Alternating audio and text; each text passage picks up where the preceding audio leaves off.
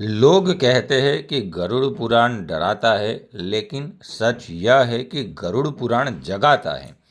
भगवान श्री विष्णु ने गरुड़ जी को सिर्फ मृत्यु का ही नहीं बल्कि जीवन कैसे जीना चाहिए इसका मार्ग जो है वो गरुड़ पुराण के अंदर बताया है। सत्य और धर्म। भगवान विष्णु गरुड़ से कहते हैं कि धर्म, सत्य और अहिंसा यही सबसे बड़ा तप है।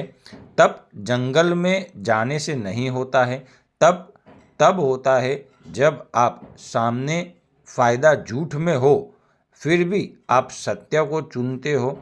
कोई आपकी पीठ के पीछे आपकी बुराई कर रहा है, आपको मौका है बदले में कुछ कहने का, पर उस समय आप चुप रहकर सब शांति से रुक जाते हो, सुन लेते हो।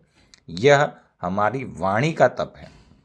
भगवान श्री विष्णु कहते हैं कि बिना स्वार्थ और दिखावे के दिया गया दान जो है वो सर्वश्रेष्ठ है। दान वह नहीं है जो हम कैमरे में रिकॉर्ड करके दिखाए, दान वह है जो दिल से हो और बिना पहचान पूछे हो। बस स्टैंड पर अगर कोई बुजुर्ग जो है वो भारी बैग उठाने में संघर्ष कर रहा है और अगर आप बिना पूछे मदद कर रहे हो, यह भी एक तरीके का सेवा है, दान है। भगवान विष्णु जो है वो कर्म का महत्व गरुड़ पुराण के अंदर बताते हैं।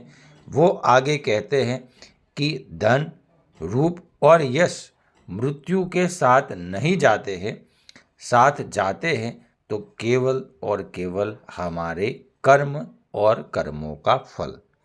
हम दिन रात दौड़ते रहते हैं, ज़्यादा घर, ज़्यादा पैसा, ज़्यादा नाम, लेकिन अंत में हमारे साथ सिर्फ और सिर्फ हमारे कर्म और उसका फल चलते हैं। एक उदाहरण से समझते हैं।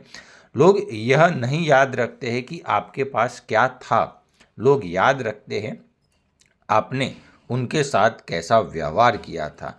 और आप भी दोस्तों सोचना कि पिछले आज की तारीख में जो नंबर 1 मिलियनर या बिलियनर है उसको तो आप जानते हो, लेकिन आज से 10 साल पहले, 50 साल पहले, 100 साल पहले कौन बिलियनर था, दुनिया में किसके पास सबसे ज़्यादा संपत्ति थी, शायद ही कोई जानता होगा आज। लेकिन आज से 100 साल पहले जो बड़े बड़े संत महागुरु हो गए, जो ज्ञानी हो गए, तपस्वी हो गए, उसमें से बहुत सारे लोग आज जानते हैं।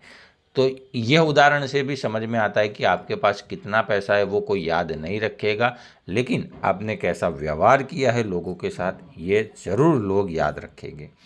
योग और मन का नियंत्रण। भगवान श्री विष्णु कहते हैं कि मन को वश कर लेना ही सबसे बड़ा योग है। भगवान श्री कृष्ण ने भी गीता के अंदर जो है वो यह उपदेश दिया है। योग सिर्फ आसान नहीं है, योग है हमारी इंद्रियों पर हमारा नियंत्रण। उदाहरण देखते हैं। भगवान श्री विष्णु कहते हैं कि नियम, अनुशासन और विनम्रता मनुष्य को देवतुल्य बनाती है। तो ये सारे गुण धीरे धीरे करके हमारे अंदर पैदा हो, उसके ऊपर हमें काम करना चाहिए। अहंकार ऊंचाई नहीं देता है, अहंकार सिर्फ और सिर्फ गिराता है।